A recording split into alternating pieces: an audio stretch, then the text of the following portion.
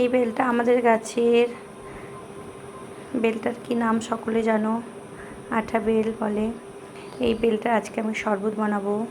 তার জন্য প্রথমে বেলটাকে আমি ধুয়ে নিয়ে চলে এসেছি, এবার ভাঙবো। বেলটাকে ভেঙে নিয়ে চলে এসেছি, আঠা বেল। এবার এটা শরবত বানাবো। গাছে পাকা আঠা বেল, দেখি কেমন হয় শরবত। বেলটাকে চামচ দিয়ে ছাড়িয়ে ছাড়িয়ে থালার মধ্যে রাখবো। বেল ছাড়ানো হয়ে গেছে। এখন আমি বেলটাকে জল দিয়ে একটু রেখে দিয়েছি।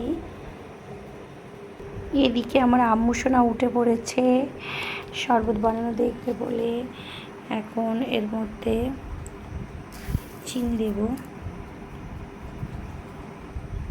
পরিমাণ মতো নুন দেব,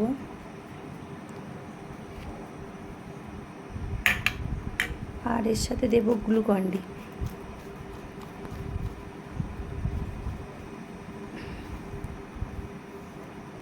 এখন এটা ভালো করে মেখে নেব। এইভাবে গুলে নিয়ে তৈরি হয়ে যাবে বেলের শরবত। এখন এটা আমরা খেয়ে দেখব কেমন হয়েছে।